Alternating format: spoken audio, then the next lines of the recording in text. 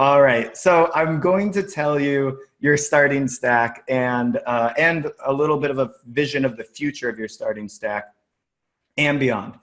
You've been listening to me talk for already 22 minutes as we sort out these technical issues, but you're probably wondering, who am I and why do I have the authority to talk about these things? So I actually spent 10 years as a high stakes poker player, which a lot of people don't realize, but I think that's my secret sauce that continues on with me today, being able to use decision trees and logic, skepticism, and combinatorics to make quality decisions, as well as the reason I was good at poker was because I was able to learn from others. I'm actually not very good at poker. I was able to surround myself with experts who taught me how to play very well. I moved on from that career. I could get into the details. Started my own tech company called OpenFace Solutions. By the way, can you guys see my mouse on the screen in case you see me pointing? That would be good to know. Started a company called OpenFace Solutions. I sold it, but not at a profit. But that started me in a world of digital marketing, where I eventually started my own agency called Volpine Interactive. I worked part-time for a company called Rebrandly, which is a URL shortener. And I then went back to my agency. Then I went in-house full-time at BoxyCharm, where I was director of acquisition and scaled out advertising from $0 a month to $300,000 a month across Facebook and Google. And we did a bunch of other campaign-based marketing. We were sending 12 million emails a month and growing like mad. It was quite amazing time. From there, I moved here to the Bay Area. By the way, I'm in Oakland, California, right near the heart of Silicon Valley. And I started working at a company called Gorgeous. So I went from the e-commerce side to the e-commerce technology provider side. Gorgeous is a phenomenal, and in my opinion, the de facto help desk for Shopify stores. And they're growing like mad. They found phenomenal product market fit, and I could talk more about them later. I have invested in companies. I love mentoring and talking anything growth, marketing, e-commerce, virality, human behavioral psychology. That's my jam. I always say that poker is simply the combination of human behavior psychology and data analytics. When you put those two things together, you have a great professional poker player. And it turns out, from a marketing and business strategy standpoint, you could say the same thing about running an e-commerce store. Human behavioral psychology, understanding the customer and their needs and wants and values, and data analytics, being able to take the information at our fingertips and turn it into revenue, right? Before I get into the starting tech stack, I have a rant for you. I've already kind of given you the rant on entrepreneurship, so I think I can keep it a little bit safer, but I'm gonna get a little bit harder on you. A little bit shorter, but a little bit harder. So here's the thing we all need to know. You're going to fail. I already said 80 to 95% of starting Shopify stores will fail within 1 year. I think this is really important. By the way, feel free to take some screenshots, share this on social using hashtag, launch ecom19. I just want to really reiterate this point. Like, you have a very high likelihood of failing, and I think you should really prepare for the failure so you don't do what I did, which was go into, I don't know, $150,000 of debt that I'm still paying off to this day. I have had a lot of success and made a lot of money in the past, but you can avoid a lot of the pitfalls that I've made in the past by knowing that you're going to fail and then deciding how you're going to invest your money, right? Like I said, this is a very big, the typo, irony, you are going to fail. Damn it! Thank you, typo, irony. All right. And that's my grammar skills. Now I'm a failure. Okay. Here's 6 reasons why you're going to fail. Thanks, Jim, for chiming in. Anybody else think that's ironic? Yes, I do. You don't have enough money. And I spoke to a few entrepreneurs before this event, and they all said that they don't have any money to invest in their business. And I'm like, if you have no money, how are you expecting to reach critical mass threshold and make this a successful, scalable business? So you're gonna run out of money, you're gonna run out of time, you're gonna run out of both. That's probably the #1 reason most companies fail. The second and most obvious reason is that you can't make more money from your customers than it costs to acquire them. So LTV for lifetime value, CAC for cost of acquisition acquiring a customer. So if you're paying more money to get a customer than you make from the customer, obviously the saying goes, I lose $1 for every sale, but I make up for it in volume. right? Eventually, at some point, you find a way to tilt this scale to this scale, and that's when the money comes in, but it can take a very long time to do so.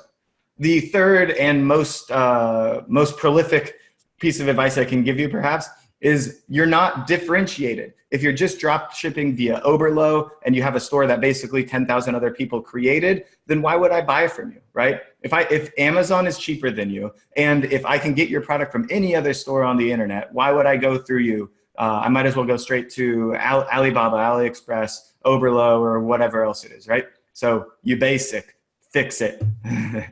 And there's plenty of ways to fix it and still be a drop shipping company if you want, but you need to, we'll get to that actually in a second. I'll save the suspense. Operational overhead, maybe you buy 100,000 products and then you can't move that product, that sinks your company. Copycats, once you find success, people are gonna try and steal your product ideas and sell it to the masses. This is true in every place. And then finally, of course, you give up because it's too hard, you just couldn't do it. It really is the hardest thing you will ever do. And I always like to say that if you haven't cried over your business, you don't really have a company yet. All right, so this is what you've kind of been sold right here. Your dream job, which is theoretically starting this e-commerce store. It's a combination of what you're passionate about, what you're good at, and what people will pay you money for. This is great. This is technically where you can find your dream job, but it's not magic. You're not just gonna make money because you found the intersection of these three things. Here's how it really works. Your likelihood of success is based on, from my personal belief, these three main factors.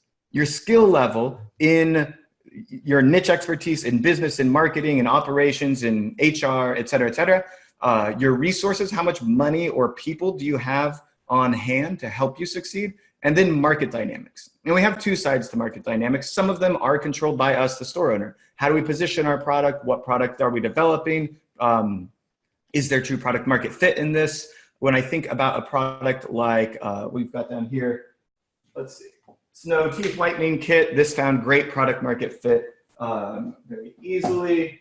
This is Truman's, another great product. They basically created a subscription for cleaning products, and they ship you this little container and the empty bottle, and then you pay for the water. Makes it really easy to ship and have a direct to consumer business model for their cleaning products. And you can see immediately with these kinds of ideas. Oh, thanks, David. And so you can, more of my face, is that what you're saying? Double click on the little screen. Oh, is my face really big for some reason? I don't know if I can I don't know how to focus on the optimize share for full screen video clip. No, maybe if I stop, no, this should just be full screen. Anyways, so these products fit, they're unique. They have certain market dynamics that you can expect them to work in the marketplace. If you literally are selling any old product through a drop shipping model, your market dynamics are very poor. Where are you going to find product market fit in this? Where are people going to unite around a cause for your business, okay? So I truly believe that you need these three factors and you need to multiply them together to really understand your chances of success. And by the way, at the very least, if you can't get an average of 5 out of 10, you basically have no chance, okay? So it's not like one of those things where like 1 times 1 times 1 means I make a little bit, right? It's actually 1 times 1 times 1 means that I'm going to invest money and I'm almost certainly going to fail. Just like 99.9999 chance I'm gonna fail. So this is why I think it's really important that you focus on how you're gonna get each of these three factors correct in order to increase the chance of success. The easiest one to change is skill. Because you can improve yourself. You can take courses in marketing, business, and you can read books. I have read about that many books in the last couple of years. And I really, like I started with one, right? And then I just kept reading books, and I kept reading books until I felt like I had an idea of what was going on. I also attended, 300 live events. That's the thing of live event. So I've started from nothing, and I have eventually acquired some knowledge, I think, in the industry by just kind of working really hard on the skill component. Resources, it's very obvious. You can't get resources from the business because the business is going to be a money sink in the beginning. You should not expect your business to be profitable from day one. I can't tell you how important it is to expect to lose money. So where's the money going to come from? The more money you have, the more likely you are to succeed. If you can put in, some people are doing this off of their day job. If you can put in $100 a month, $500 a month, $1,000 a month, and in some cases, you actually might want to save up a pile of money so you can make a larger investment at one point in time. But obviously, I personally believe, we'll see what Susan thinks as well, and a lot of our other speakers, I personally believe that you need about $100,000 to invest in an e-commerce store today if you want to have a chance to succeed. $100,000 is basically a 10 out of 10 on the resources scale here from an initial starting point investment. And of course, you need to reinvest the capital from your business. A lot of people are probably leaving this session right now going, fuck, I don't got any money, I gotta go hustle, right? It's like, it's really hard to succeed with less. You absolutely can, but a lot of that money actually has to go into your product development, which is the next thing you need to work on improving. Finding unique differentiated product categories, hot selling products, a different customer base to sell to that no one else can figure out, a different supply chain management process that no one else has, et cetera, et cetera. Okay, so this is how it works. I really hope that you take this advice home and work on improving these 3 metrics. Here's a real quick kind of cheat sheet for how to map your own skills. So I can send you this link later, actually. You can literally just create a spider chart in Excel, maybe even Google Sheets or somewhere else, and type in these main, I think these are kind of the main fields in every single e-commerce company that you need to have strengths in. This is mine mapped here. I feel very strong on the marketing business strategy. I suck at product development. I'm okay at operations. I'm pretty good at customer service, but you wouldn't want me managing it. Administration, you can just kind of see how it breaks down for me. So we're gonna map our strengths. And you can put a map of each one of your team members on here and overlay them with each other. If it's just you, you need to cut it in half because you literally can't do all of these things at the same time. You're gonna run out of time, which means your skills are going to shrink by 50% because you just can't focus in them. Improve your weaknesses. So for me, I should probably invest in product development if I was launching an e-commerce store. Operations is a big weakness of mine. I've invested more in legal and finance understandings in the past, and I do recommend knowing that pretty well. Right? And then of course you can hire for the gaps. So if you know these are your weaknesses, if I'm trying to develop a product, honestly, if I was launching an e-commerce store today, and I don't have one, but I have launched e-commerce store in the past, like I said, worked in e-commerce before. If I was launching an e-commerce store today, I would personally partner with somebody that's really good on the product development side. Okay, so I would look for somebody that has a unique product idea, is an engineer, has experience in supply chain logistics, something like that. That'd be the only way I would start an e-commerce store today. And ironically, actually, now that I say that, I am partnering with somebody in the beauty space because I believe that she's just phenomenal and she knows exactly how to do those things. So yeah, that'll probably be my next e-commerce store. But anyways, that's the end of my rant. I hope I hope that was valuable for you. If you guys have gotten that email in with the proper link, let me know. I'm going to take a moment here to check in on other people that might be trying to time in here. Yeah, you know what? I think the links are just starting to work now. Just 1 second while we sort through those. Again, sorry about the technical difficulties. Okay, all right. So end of rant 1. Let's get into the meat of this, understanding your tech stack and then choosing the right tools for you. Here is all right, perfect. Somebody got the email. Thank you, TJ. Wait, did the new link not work either? I hope that new link worked. Otherwise, I'm just, yeah, I mean, it's the same link that I sent to you guys to get here in the first place. So I think it has to work. Be in Sudan's, y'all. All right, so some people still didn't get it. That's okay. We'll figure that out in a second. So look at this chart. Is this not the most confusing thing you've ever seen? This is less than a third of all of the Shopify apps in the ecosystem. So you can imagine how quickly, Jordan, you're coming in for the roadmap. We're running late. We're going to get to that in just a second. So you can imagine how confusing the marketplace is and why it can be really valuable to have, hey, somebody like me that can hopefully guide you through it. There are 2 typical types of tools that you'll find in the market. Time savers are just basically like an automation component, kind of like a Zapier, but they can be for really niche specific things, kind of just like connecting 2 things or preventing you from having to do a very basic task over and over again.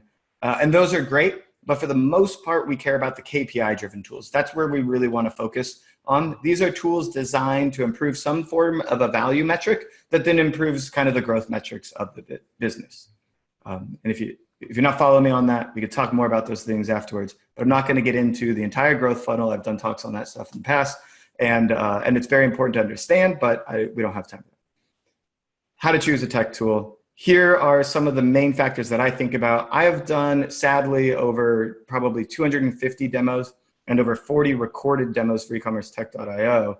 And so my job is literally to sit in demos all day. And I'm always thinking about how can I make sure that I figure out who this is actually good for, because it's really confusing a lot of times to sit in these demos and not know if this is going to move the needle for a store or not. So the first thing I really look at is, did they build this for e-commerce stores, or is this some sort of generic tool that that really fits kind of, but it was, it's just for business in general. It's not for e-commerce. Why does this matter? Well, going back to Gorgeous as an example, Zendesk is a great customer support help desk, but they were not built for e-commerce. When you look at Gorgeous building their help desk for e-commerce, they are able to tie in revenue data. They partner with the right people in the industry to get data points to you that you really need for great customer support. And they are moving faster to improve processes and streamline workflows for e-commerce stores. Zendesk will never do that because they're so focused in big business, right? And so that's the number one thing. And we could also say that Ben Parr from Octane. Octane is messenger marketing for e-commerce, and ManyChat is like the market leader in messenger bots, but they aren't built specifically for e-commerce. And there's a big difference between the two tools and how easy Octane is to be plug and play because they were built for e-commerce. So that's the first question to ask yourself. I think when you're making the decision on which tool to use, you want to first think about a metric that you're looking to improve or manipulate. There's a problem or focus area that you should be working on. Then you look for tools that solve that problem. Okay, most tools are not plug and play. You're going to have to invest resources and time on top of them, and you need to figure out where the biggest wins are, and so that's kind of what I mean by this. Resource allocation, by the way, means like before you buy the tool, think about the hours in the day or week or month that it's going to cost you or your team members, and make sure that you can actually allocate those hours, right? Especially if you're a solo founder, you're doing this yourself, you're probably already out of time. Adding more tools to the stack will add more time that you have to invest in them. Where's that time going to come from? What are you going to give up in order to make this tool move the needle for your business? Pricing for value. So thinking about not just are they priced fairly, but what metric are they priced on? I find that to be extremely important. Zendesk versus Gorgeous. Zendesk is based on customer support seats. How many people are answering customer support questions? That means Zendesk is incentivized to have more people in your support team. Gorgeous is by ticket. So they're incentivized to make sure that ironically, that you get more tickets, but of course they're not being neither party, I believe, is being evil and trying to stonewall you into their metric improving. But you can see how if you were trying to streamline support, you would be more aligned with paying per ticket than paying per person, because you can get more tickets done with less people, right? But you can't get more people per ticket. Doesn't help, right? Is that making sense? Then we've got feature differentiation. So of course we're looking at the feature set and how it ties into my existing stack and helps me the best. And what tools does it integrate with? All right, so enough about that. Here's some really quick tips for you. Definitely recommend taking a screenshot of this slide really quick. I'll just say them out loud. I hate just reading from the screen, but don't sign contracts. Don't sign contracts. If somebody wants you to sign a contract, look for a competitor pretty much all of the time. Be very wary about signing contracts, especially early on. It's cost me tens of thousands of dollars. Be patient. Again, there's so many shiny objects out there, so many different ways to grow your store. But if you're small and you're trying to invest in a $10,000 a year CRM, it's obviously overkill for the size of your store. You need to really think about the stage your business is in and which tool can get you that incremental growth. think about how the tool impacts your margin. A lot of these tools actually directly hit your margin. So if you're working on slim margins already, then you can actually put yourself in a negative margin, high growth, negative margin situation by implementing a new tool. Shipping and logistics, 3PLs can do this to you. Tools that charge per email send, per messenger subscriber. If your messenger subscriber isn't that valuable because your margin is $1 and now having a messenger subscriber costs you 10, 15 cents. I don't know exactly what the numbers are on this, but for your own business, you can see how you're just slimming your margins on this. Hey, Andy, Susan's going to be on in just a minute. We're running 10, 15 minutes late because of a technical issue with the link. So we just had to start a little bit later. Hang tight, everybody, for Susan. I'm going to bring her on. We're going to have a great chat in just a minute. So margin, listen to sales rep cues. I've been in demos where they kind of say things like, oh, we're used to dealing with people with larger lists than that. Or things like, oh yeah, usually we're talking with people with $1 million plus in revenue.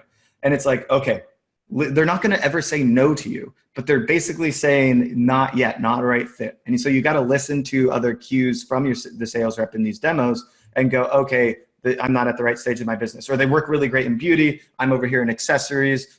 Maybe this isn't the fit for tool. And then ask the reps when you're talking to these reps about their competition, and then go demo the competitors. Over here, I do recommend always researching 2 tools. I personally will always try and give you 2 tool options when you're asking me to help you with the decision. And then I'll give you 2 options, and I'll tell you which one I prefer, and let you kind of make the decision from there. Pricing transparency and fairness. Spently is just a huge example of that. We'll have Spently on later on in the show. They are so fair with their pricing. They realize that a lot of their customers have swings, right? They have a ton of tickets in November, December, or a ton of notification emails, and then it drops off in January. They adapt their pricing based on usage, meaning if you use more, the price goes up, yes. But if you use less, the price goes down automatically so that you're not stuck at a higher tier level while you're actually at a lower tier spend.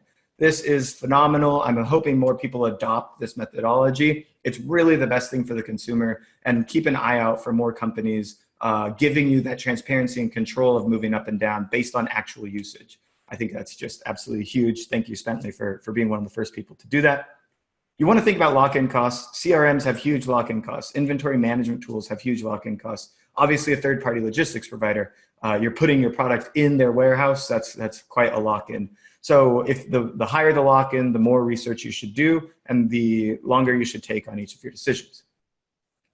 Consider what their customer success and support looks like. So SendLane is a great example of this. Klaviyo is the market leader in email marketing, but SendLane has a sub 5-minute response time to any question you ask them. And they have campaign managers that can actually help you kind of tidy up and send your campaigns. So that's a lot stronger customer success and support. Do you need that? If so, then this one's better. If not, if you're an email marketing guru, then maybe it isn't better. But you can think about how success and support really play a big role in which tools to use. And finally, if there's ever a tiebreaker, go with the best funded or highest growth company.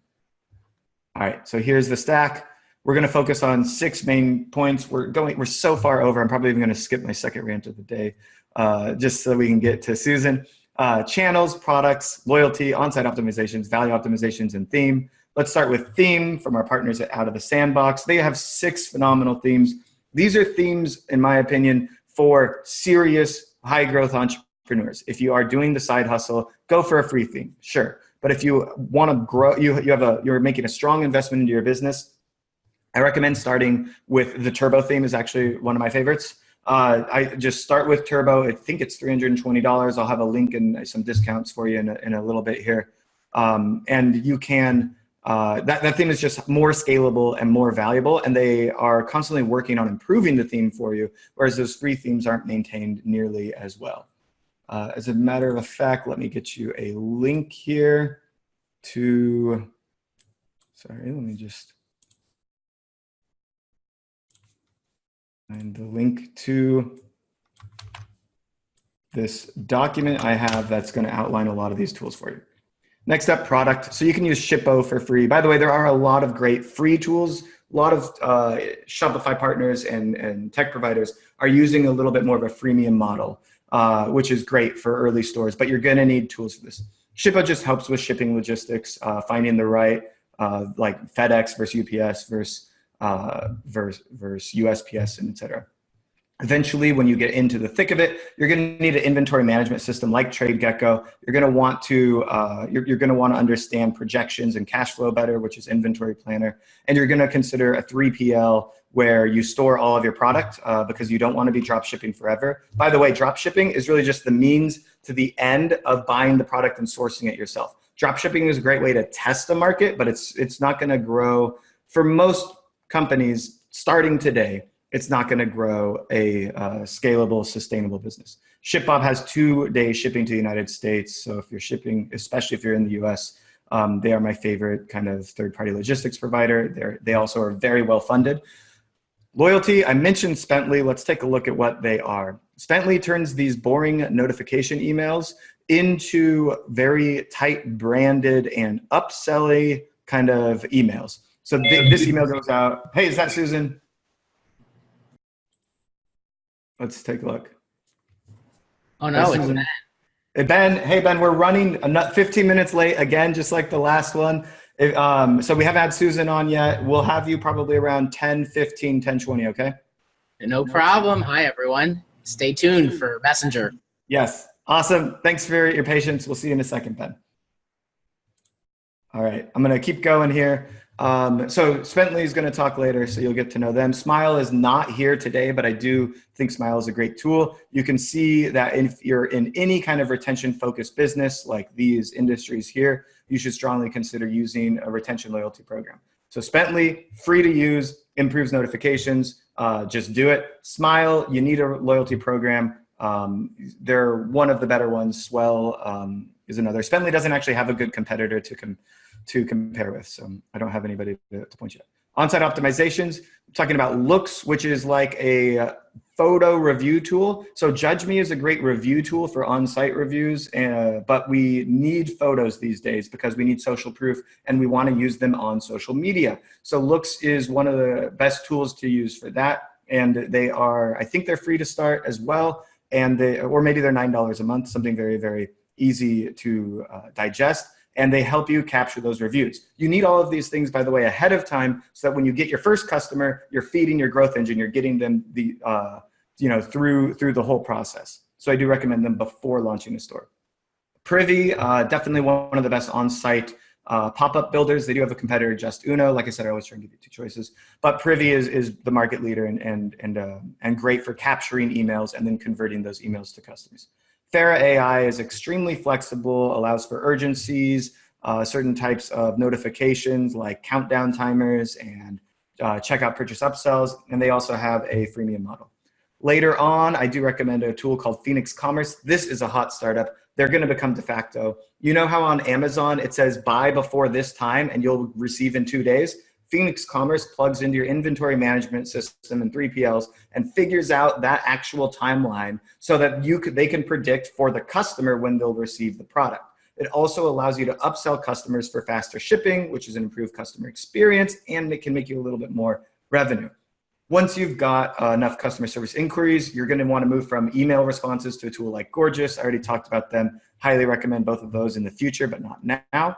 Value optimization, bold upsell, we're going to hear from Jay, so I'm not going to go too far into it, but you have a pre-sell and a post-sell upsell here. It's really important to get your lifetime value and cart size optimized from day one. Otherwise, you're spending more to get a customer than you make from them. So having upsell tools in place from day one is really important.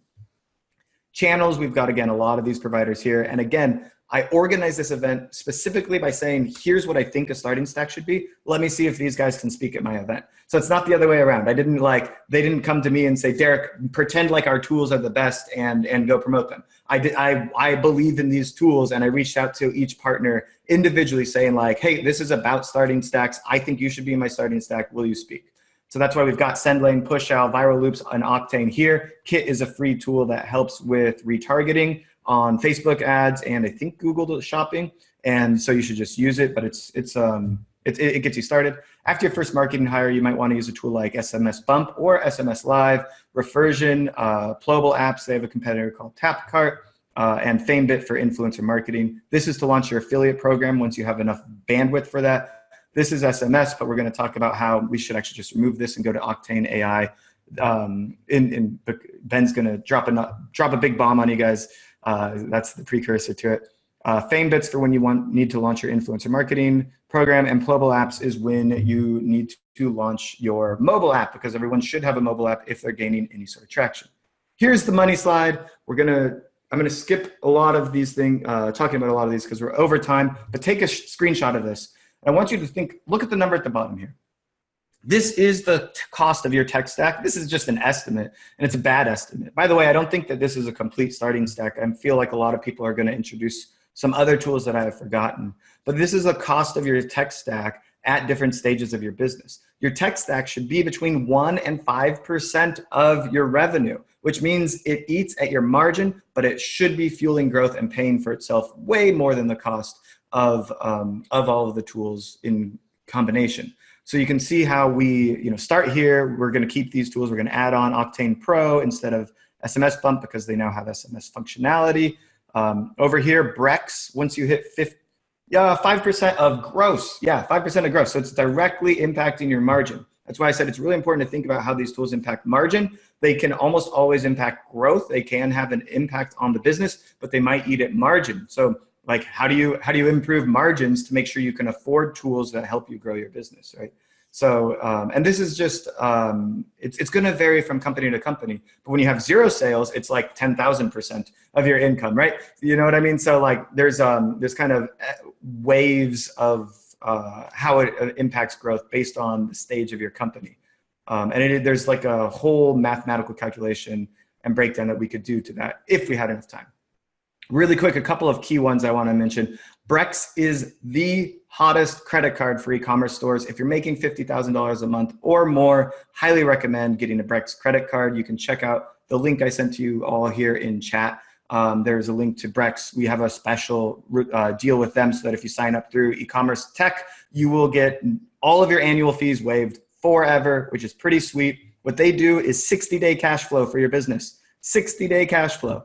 And it's all tied to the company. It's not tied to your personal credit. I love Brex, phenomenal tool, but only for stores doing 50K a month or more. Getting calls from other team members. Bolt is a hot one for reducing fraud. Nosto has some of the best product recommendation technology. Grow is for business intelligence and analytics, because once you're at this stage of your business, you're going to need that. The most important thing is thinking about how you're going to scale and budget for tech spend as you grow your store, and then building a roadmap similar to this one. Yours should be slightly different, of tools that you want to use. Now, I don't recommend you actually spend a lot of time figuring out your roadmap of tools, because the truth is most people here just need to figure out if they have a working business or not. And like I said, 80% plus of you will not by the end of 1 year. You will fail. So you don't even need to look past here. You can try, you can learn, you can start the next company afterwards. But if you're not getting past starting, there's no point in investing in time with that.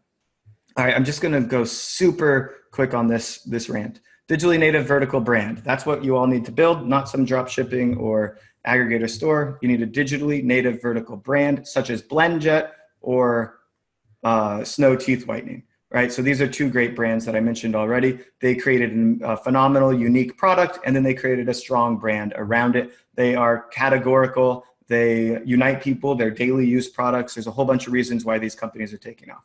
So all of your shoppers are smart. If it's cheaper on Amazon, you'll never win. If it's faster on Amazon, you'll never win. If you're just taking a competitor's product who has a better customer experience and is a large giant in the market, you're never going to win. You need to think of your differentiation strategy.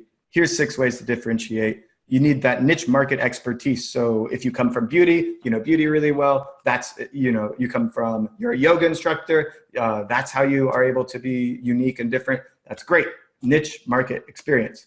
Yeah, I know it's a lot of info. It's packed in a short period of time, Aaron. I'm really sorry about being rushed. You need a unique product. So you researched and tested and hopefully patented a product. You have a best-in-class brand. So you're able to identify a poor customer experience. Think about Virgin Airlines and how they were able to bring a stellar experience into a very terrible market, the airline industry. And then these are actually subsets of the one above them. Bundling is a way to make a unique product. Personal brand is one type of best-in-class brand. and operational advantage is one type of niche market expertise. All right, that's it. Oh my God, we're so late. Oh, we're almost 30 minutes late. I'm so sorry. We're gonna bring Susan in. Susan, if you're watching, can you come on in? We've got 157 people here. I'm really stoked to see that everyone made it. Again, I'm really sorry about the technical issues earlier. You can screenshot this. I'll drop these links really quick in the chat, and you should be able to get this slide deck basically on demand, and this presentation will be recorded and up on our YouTube page. So here's the link for the stack. Here's the link. I'm just going to type them out for the advice so that you can follow along with your starting stack and help support this event by, if you do choose to use any of these tools, by using our partner links. And then I do recommend, if you want any of these presentations on demand, please don't hesitate to subscribe to our YouTube channel. That's where all this information and plenty more events are going to go on regularly, so you'll get kind of updates on those. We also do demos. We do 5-minute recaps of demos so that you don't have to sit in a boring demo ever again. You can watch our recaps, and that'll help you better understand the tech tool landscape.